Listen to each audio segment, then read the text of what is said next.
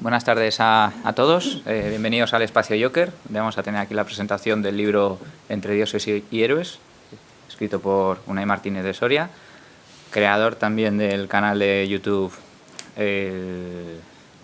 Mitos y leyendas deconstruidos. Mitos y leyendas deconstruidos. Y la primera pregunta obligada, Unai, va a ser esa. ¿Cuál fue el motivo por el que te llevó a crear tu canal de YouTube? Pues hay dos razones fundamentales. La primera sería el ayudarme a mí a profundizar más en el tema de la mitología, porque aunque de manera autodidacta durante años, porque me apasiona, haya estado leyendo libros de autores clásicos o más actuales, el hecho de crear un contenido y ponerlo en un formato como YouTube, al final siempre te obliga a profundizar más, a ir más al detalle, a comparar, a reflexionar. Y ese fue el principal motivo, el yo saber más de mitología al margen de lo que yo hubiera podido saber durante los años anteriores. Y el segundo motivo es que en la plataforma de YouTube no había encontrado, digamos, un contenido que no fuera no generalista, es decir, era contenido que igual a través de Google o algún libro más genérico podías descubrir, y a mí lo que me apasionaba era pues entender por qué había diferentes versiones, por qué un libro de un autor decía una cosa, otro otra, y el enlazarlo todo eso en un orden cronológico, ¿no? el entender por qué los acontecimientos sucedían y cómo sucedían. Y viendo que había un espacio en internet para ese tipo de contenido, pues decidí hacerlo y hasta aquí. Muy bien. ¿Y la idea del libro cómo llega a surgir? ¿Base al canal o bueno, un paso más? Bueno, siempre, a ver, de mitología hay muchos libros, ¿no? Y el canal tiene una particularidad y es, además del tipo de contenido que acabo de mencionar, son las ilustraciones. Muchos seguidores habían comentado, pues, oye, tendrías que intentar pues, que pudiéramos acceder a ellas o venderlas o alguna cosa. Y bueno, reflexionamos sobre todas esas peticiones y no te voy a negar que a todo el mundo le hace ilusión, sí, después de crear un canal y divulgar, por así decirlo, el hecho de transformarlo todo en un libro. Así que vimos una buena combinación de contenido diferenciador, tanto por el propio escrito como por la parte ilustrada, y lo propusimos y bueno, Almuzara, con el sello Berenice, ha sido la que ha apostado. ¿Presentasteis a muchas editoriales? No tantas, no tantas. O sea, fue, pues se creó pues bueno, no voy a dar muchos detalles, pero sí, bueno, se presentó el proyecto a unas 20 editoriales, 3 estaban conformes y vimos en Almuzara gente muy seria, muy profesional, y pues hemos trabajado muy bien Sandra y yo con ellos en estos meses. Gente que apuesta por autores noveles. Sí. Con un tema un poco particular, la mitología, que aunque sea conocida y demás y tengas mucho en el mundo, en el mercado donde elegir, pues bueno, se decidieron por este libro, ¿no? Sí, es decir, la mitología parece que nunca acaba, siempre hay algún libro nuevo, alguna referencia, en el día a día es algo que está muy vigente, entonces pues bueno. ¿Y cómo fue a la hora de diseñar el libro, de crearlo y demás, toda esa labor de investigación, documentación, cómo te llevó al punto en el que estamos ahora? Pues, bueno, gracias al canal, mucho de este texto yo lo he, bueno, está vigente en el propio canal porque he intentado que fuese igual de riguroso.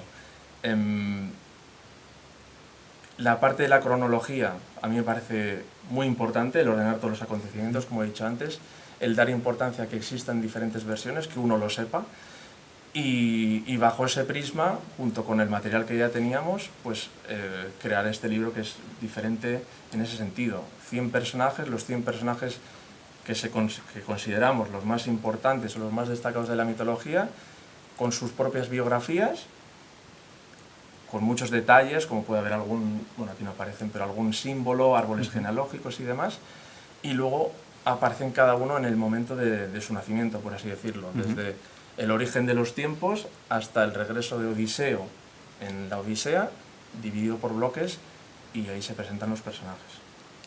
Has comentado 100 personajes. Sí. ¿Por qué 100?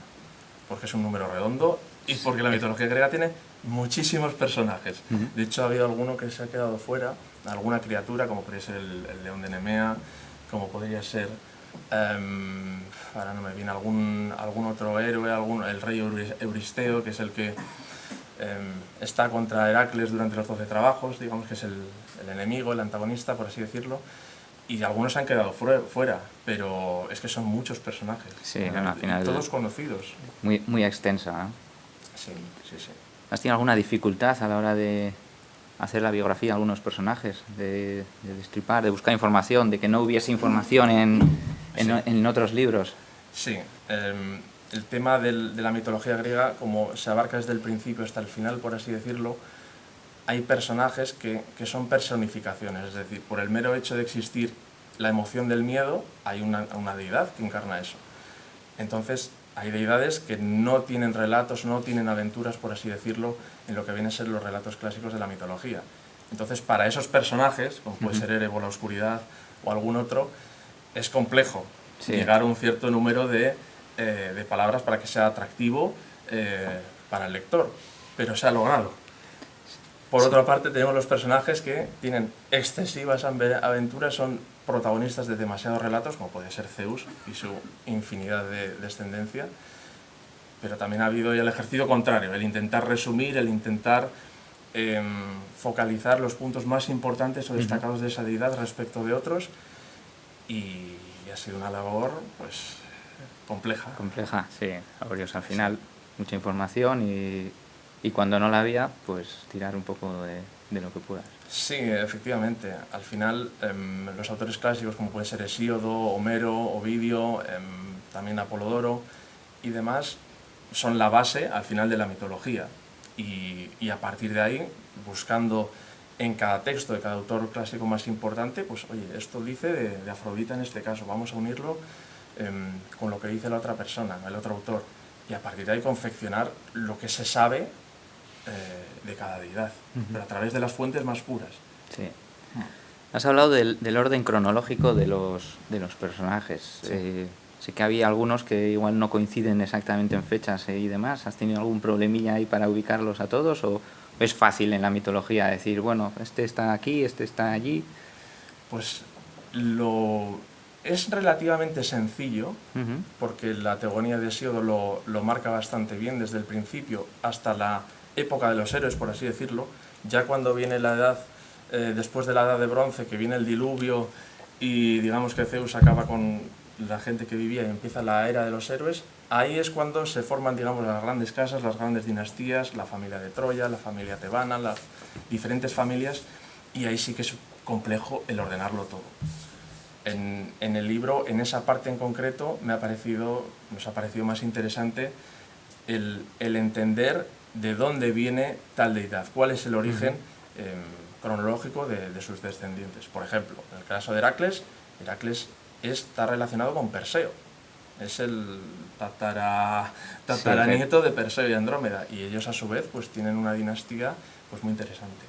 Y esa es la parte, yo creo que más compleja para unir toda la época de los héroes. Centrándonos un poco en las ilustraciones ahora, que es otra de las partes básicas del libro, hemos descubierto a Sandra Tirado. Para los que no la conocéis, es la ilustradora del canal y del libro. ¿Por qué ella? ¿Cómo llegaste a conocerla o por qué? Pues primero, Sandra, un saludo, ojalá hubieras estado aquí. Y pues de casualidad, Instagram. Sí. Es decir, yo antes del canal sí que estaba jugando un poco con las redes sociales y el contenido divulgativo a través de un Instagram relacionado con constelaciones y mitología, y le conocí. Esto que sí que es artistas, que también me apasiona ese mundo, di con ella, y justo en el punto en el que necesitaba o consideraba que el canal tenía que tener un enfoque diferente o algo más personal, porque ahora con la IA o con las imágenes genéricas pues se pierde un poquito lo auténtico, ella subió a Instagram dioses egipcios en un formato muy concreto. Y dije, joder, pues parece que todo cuadra. Con ella, muy bien, y empezamos a trabajar y llevamos casi 3 años trabajando juntos. No, ya es y muy bien. Tiempo. Sí, sí. Cuéntanos un poco sobre las ilustraciones, porque acabáis de comprar el libro, lo podréis ojear, pero cada ilustración tiene su su historia. No son todas iguales, tiene ciertos matices y cuéntanos un poco, háblanos un poco de ello. Pues bueno, aquí hay algunas que estáis viendo y lo que más destaca es, bueno, aparte de que la calidad es muy buena porque Sandra es una gran profesional, es el hecho de los colores del fondo y hacia dónde miran, ¿vale? Esto se ha cuidado bastante en el libro, en el sentido de que todas las deidades relacionadas con el mar, pues el fondo es azul. Todas las deidades relacionadas con el inframundo tienen el fondo morado.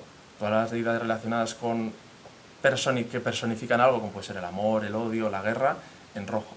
Y todas tienen una explicación que también aparece en el anexo del libro. Hacia dónde miran tiene que ver un poco con el conflicto que durante la mitología tienen los personajes. Los que miran al frente son deidades, digamos, primordiales que no tienen más que... son el origen, por así decirlo. Luego los enemigos miran a la izquierda, los que son más promortales o gente, digamos, que gana la guerra están a la derecha, y los héroes pues miran al cielo porque están siempre en contacto con los dioses. Entonces todos esos detalles se explican y se han cuidado. Muy bien, o sea, al final la ilustración es buena y marca ese punto de diferencia junto con respecto a otros libros que puedas encontrar sobre mitología en el mercado. Sí, a ver, tampoco voy a decir nada de otros libros de mitología en cuanto a cada uno tiene su estilo, pero sí que considero que en este se aúna tanto bellas ilustraciones como un contenido trabajado, que normalmente a veces por primar lo bonito no es tan cómodo a veces de leer o no quizá logras dar con el significado profundo que hay detrás, ¿no? Sí. Le dan un sentido a los personajes. El hecho de entender hacia dónde mira cada uno, de los colores y demás, pues le dan un sentido a cada personaje para que sea visualmente atractivo, ¿no? Sí, no hay nada al azar en ese sentido, está todo estudiado. Muy bien, nos has dicho que en el anexo viene también explicado esto. Es importante saber que en el anexo hay ciertos detalles del libro que bueno, pues explican un poquito más cositas aparte de ello.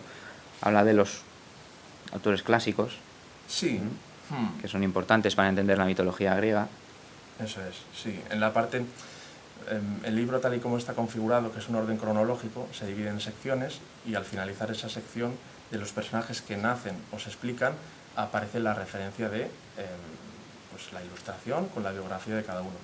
Y al final del libro, como una especie de reflexión o para cuadrarlo todo, aparece un mapa de Grecia, de la antigua Grecia, con los puntos más notables que se explican por los protagonistas, a dónde acuden. También tenemos varios árboles genealógicos, sí, todos los árboles genealógicos más importantes de la mitología, pues la descendencia de Zeus, los primordiales, los titanes, cómo se unen unos con otros. También aparece obviamente la referencia a los autores clásicos en los que me he basado y he utilizado el contenido para crear el libro, y esta reflexión que hemos hecho sobre los personajes. Y el tema de las ilustraciones. Lo del árbol, la genealogía y demás, es curioso porque a la gente que nos gusta un poco la mitología, siempre nos llama la atención a saber de dónde viene cada personaje, con quién se relacionan. Zeus era un poco... Sí. Tenía un poco la mano larga, sí. Y al final acababa dándole a todo. Entonces, bueno, es curioso y sí que me imagino que también habrá costado entender o realizar un árbol de cada personaje para llegar a elaborarlos. Sí, más que ahí lo complejo ha sido el plasmarlo, que a golpe de vista uno pueda entender de dónde viene cada uno, porque el decir, sí, este nace de Zeus, tal, pero la manera de acoplarlo todo eso sí que es un poquito más complejo, pero el resultado ha sido bueno, lo podéis ver hasta el final del libro. También aparecen las uniones que son amorosas o matrimoniales, entonces pues bueno, ahí para que se distinga. Y hay un pequeño detalle que al final también en anexo, que es el índice onomástico de todos los personajes. Sí. Que es un índice para situar en cada personaje en qué páginas del libro es nombrado, ¿no? Sí, eso es bastante útil cuando te interesa en concreto pues los relatos de un personaje, el poder tener la referencia concreta para poder navegar en el capítulo 1, en el 5, en la titanomaquia, en la época de los héroes o en la época del Olimpo. Está para facilitar al lector la búsqueda del personaje que más le interese. indagar, claro. A la hora de hablar de los personajes, sé que tienes varios órdenes cronológicos. Empezamos hablando primero de los creadores y demás. Sí. ¿Cómo has elaborado un poquito eso? Expláyanos un poco. Bueno, como digo, la parte central es seguir la cronología de Hesíodo, del autor Hesíodo, y él va narrando, pues nace de caos, nacen estos dioses, luego nacen otros, tal, y aparecen diferentes sucesos.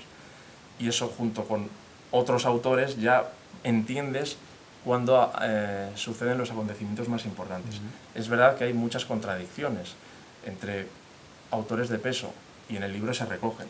Por ejemplo, Tifón en algún momento, que es una deidad, un monstruo de los más importantes, una de las amenazas más mayores contra el Olimpo y el orden, aparece en dos momentos muy diferentes de la cronología, porque dos autores muy relevantes así lo mencionan. Y uno es una batalla feroz y en la otra casi intrascendente. Entonces todo eso se cuenta y básicamente el orden ya te lo dan, digamos, estos autores. Una parte de creación, una parte donde nacen después los titanes, una parte de expansión del panteón muy importante, con deidades marinas, monstruos, etc. Luego ya llegan los olímpicos, instauran en la guerra, tras la titanomaquia, el orden, por así decirlo. Hay una época en la que ellos conviven, y luego, después de ese famoso diluvio, viene la época de los héroes. Y se considera las obras de la Ilíada de Homero y la Odisea el final de la mitología, por así decirlo. Sí.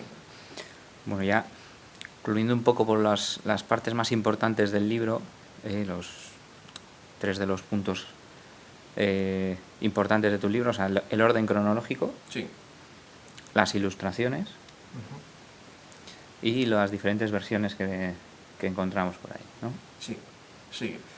A mí esto siempre me ha parecido muy interesante porque, bueno, cuando exploras cualquier tema de manera autodidacta, y más en el caso de la mitología, para los autores más recientes, decías, bueno, pero es que Atenea, según este autor, nace de esta forma, y luego lees otro libro y nace de otra. Y digo, ¿por qué pasa esto? Entonces aquí sí que se detalla este autor dice esto, este autor dice lo otro, y sí es verdad que algunas tienen más sentido por cómo después avanza la mitología, pero no dejan de ser acontecimientos muy relevantes. Entonces merece la pena el comentarlo. Bueno, ya vemos que eres un apasionado de la mitología griega en este caso. En especial, sí. Si te diesen la oportunidad de hacer algún otro libro sobre mitología, ¿qué te gustaría? A ver, las tres más conocidas son la mitología egipcia, la griega y la nórdica. Aunque a mí especialmente la japonesa es, después de la griega, la que más me atrae por el estilo, por diferentes cuestiones. Pero me sentiría cómodo trabajando en cualquiera de las tres. ¿no? Mientras puedas hacerlo, ¿no? Sí, al mismo formato. Y, sí. ¿Vas a seguir indagando más con tu canal de YouTube? Sí, ya el ritmo no es el de antes, pero sí, claro, por supuesto. Ahora ya se terminó la cronología egipcia y ahora yo creo que tocará empezar con la nórdica o lo que digan los seguidores. Muy bien. Bueno, pues hasta aquí creo que podemos dar por zanjado el tema de la presentación del libro. Creo que ha sido muy, muy concreto y directo. Podríamos pasar al turno de preguntas, aunque antes nos gustaría hablar de las preguntas que le han hecho los seguidores a través del canal de YouTube. Hemos recopilado algunas y demás para poder mencionarlas y que puedan verse reflejados. Y antes de que alguno de aquí los presentes quiera preguntar alguna cosilla, vamos a hablar un poco de ello. Y una de las cosas que más le han preguntado a Unai, bastantes seguidores además, es cuál sería su mitología favorita y su personaje favorito. Mi mitología favorita, la griega, sin duda, después sería la japonesa. Personaje favorito de héroes diría Perseo, por todo lo que engloba la aventura, los personajes que están involucrados. Medusa, que es uno de los monstruos más famosos, el hecho de que no acaba el héroe en desgracia, que digamos se comporta de buena forma.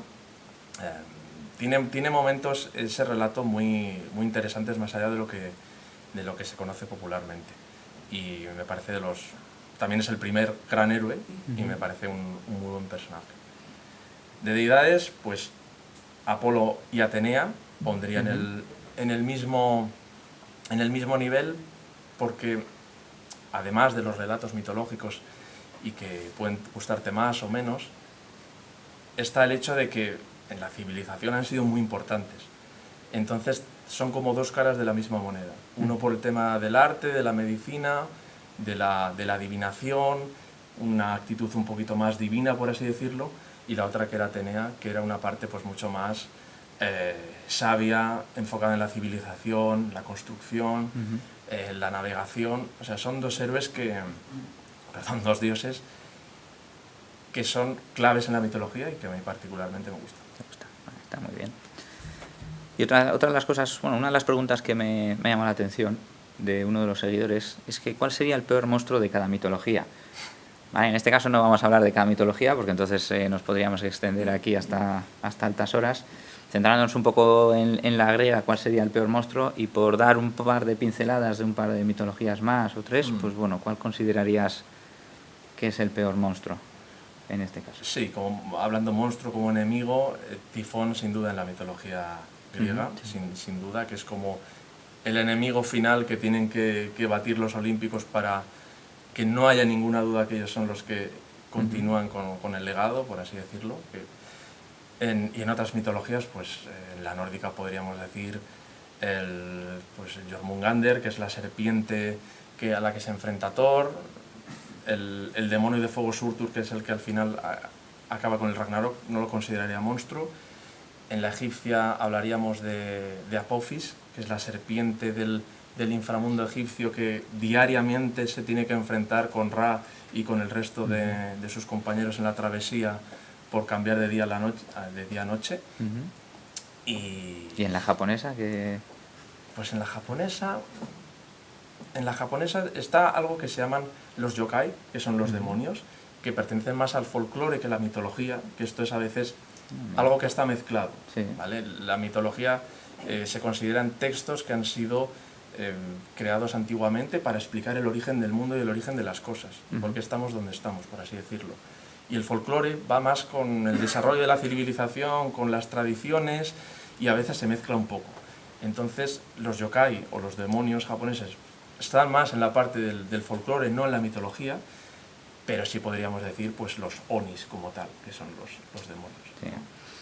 Vale, otra de las preguntas que ha salido un par de veces también entre tus seguidores es ¿qué mito te considerarías tú que es más fácil adaptarlo a algo cinematográfico, sea una serie, sea una película? Más fácil. Yo creo que cualquiera. Hombre, si hubiera que poner dinero, Heracles siempre vende mucho y es muy atractivo. Todo el tema de los 12 trabajos y demás. Pero yo creo que la historia de Jasón y los argonautas, que hay alguna película antigua, yo creo que eso tendría muy buena aceptación porque son casi 50 héroes. Estamos hablando que se embarcaron el propio Jasón, Teseo, Heracles también estuvo con los argonautas una buena parte, Orfeo, Cástor y Pólux, es decir, hay una serie el padre de Aquiles también estuvo. Entonces yo votaría por Jasón y los argonautas. Bueno, pues no está mal. Hablas de Heracles y bueno, para los que no sepan muy bien quién es, aquí lo tenemos equivocado y le llamamos Hércules, ¿no? Sí. Un poco en parte gracias entre comillas a Disney, pero en realidad Hércules sería Heracles. Sí. Así que bueno, pues eso son esas cositas de la bibliografía y demás de... Sí, a ver, yo entiendo. Al final Disney ha sido muy popular, la película de Hércules y también el nombre de Hércules es más fácil sonoramente, yo creo. Sí. Pero el hecho de que se llame Heracles es porque viene por la gloria de Hera, de la diosa Hera. Y de hecho también aparece que inicialmente Heracles no se llamaba Heracles, se llamaba Alcides. Y como consecuencia de los 12 trabajos y de adquirir, digamos, ese renombre, le rebautizan de esa forma. Pero sí es Heracles. Bueno, oye, no está mal la pequeña clase de historia aquí para finalizar. Y bueno, pues si alguno de los presentes tiene alguna pregunta, que sepáis que no no comemos, no mandamos al inframundo con Hades a ninguno, así que si queréis preguntarle algo, tenéis aquí a Unai, autor de Entre dioses y héroes, dispuestos a responder lo que quiera. Caballero al fondo, sí. Sí, quería preguntarle por el futuro de la mitología griega, ¿qué opinión tiene?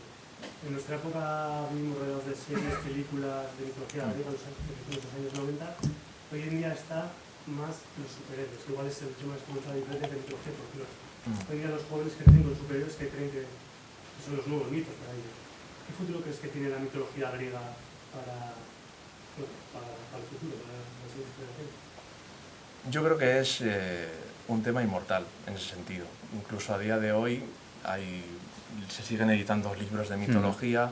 Sí. Hay de hecho, Sangre de Zeus, que fue una serie de Netflix, que ha salido hace poco la segunda temporada.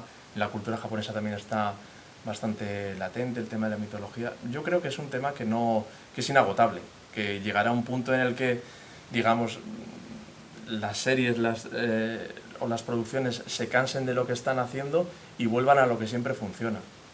Y la verdad, para mí la mitología es como la gran fantasía del mundo y es el lugar al que tienen que acudir para crear cosas nuevas. Sí, la mitología siempre acaba vendiendo, sea la griega, la egipcia y más, ¿no?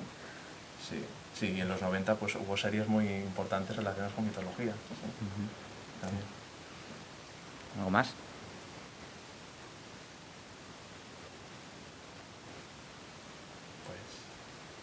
Bueno, pues si ninguno de los asistentes tiene alguna otra pregunta, a menos que no quiera contarnos alguna otra cosa o algún detalle o alguna curiosidad sobre algo de la mitología griega. No, ahí están las curiosidades que hacen falta y nada, sobre todo agradeceros mucho a todos el que hayáis venido, el que habéis estado aquí en esta presentación, por el apoyo y ojalá que os guste, os entretenga y saquéis algo con todo ello. Bueno, pues Ya está. muchas gracias a todos por venir, damos gracias